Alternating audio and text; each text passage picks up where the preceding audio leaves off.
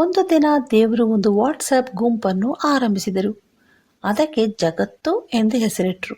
ಆ ಗುಂಪಿಗೆ ಮೊದಲನೇದಾಗಿ ಆಕಾಶ ಮತ್ತು ಭೂಮಿಯನ್ನು ಸೇರಿಸಿದನು. ನಂತರ ಸೂರ್ಯ, ಚಂದ್ರ, ನಕ್ಷತ್ರ, ಸಮುದ್ರ, ಮಳೆ, ಗಾಳಿ, ಮರ, ಕಾಡು, ಪ್ರಾಣಿ, ಪಕ್ಷಿಗಳನ್ನು ಗುಂಪಿಗೆ ಸೇರಿಸಿದರು.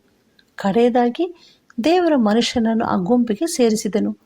ಮನುಷ್ಯನನ್ನು ಸೇರಿಸಿದ ದೇವರಿಗೆ ಬಹಳ ಸಂತೋಷ. ನಂತರ ದೇವರು ಇನ್ನು ಮುಂದೆ ಈ ಗುಂಪಿಗೆ ನನ್ನ ಅಗತ್ಯತೆ ಇರುವುದಿಲ್ಲ, ಯಾಕೆಂದರೆ ಮನುಷ್ಯನು ಅದನ್ನು ಉತ್ತಮವಾಗಿ ನಡೆಸುವನು ಎಂದು ಹೇಳಿ ಆ ಗುಂಪಿನಿಂದ ಹೊರಬಂದನು. ಮನುಷ್ಯನು ಕೆಲವು ದಿನ ಕಾರ್ಯವನ್ನು ಚೆನ್ನಾಗಿ ನಡೆಸಿಕೊಂಡು ಹೋದನು. ನಂತರ ತನ್ನ ಸ್ವಂತ ಲಾಭಕ್ಕಾಗಿ ಮರ, ಗಿಡ, ಕಾಡು, ಹುಲ್ಲು ಇನ್ನು ಅನೇಕರನ್ನು ಗುಂಪಿನಿಂದ ಹೊರಗಡೆ ಹಾಕಿದನು. ಅದಕ್ಕೆ ಬದಲಾಗಿ ಶಾಪಿಂಗ್ ಮಾಲ್ಗಳನ್ನು, ಅಪಾರ್ಟ್ಮೆಂಟ್ಗಳನ್ನು, ಕಾರ್ಖಾನೆಗಳನ್ನು, ಹೀಗೆ ಇನ್ನು ಅನೇಕ ಸಂಗತಿಗಳನ್ನು ಸೇರಿಸಿದನು. ಇದನ್ನು ನೋಡಿದ ಮಳೆಗೆ ಬಹಳ ಸಿಟ್ಟು ಬಂದು ಅದು ಗುಂಪಿನಿಂದ ನಿರ್ಗಮಿಸಿತು.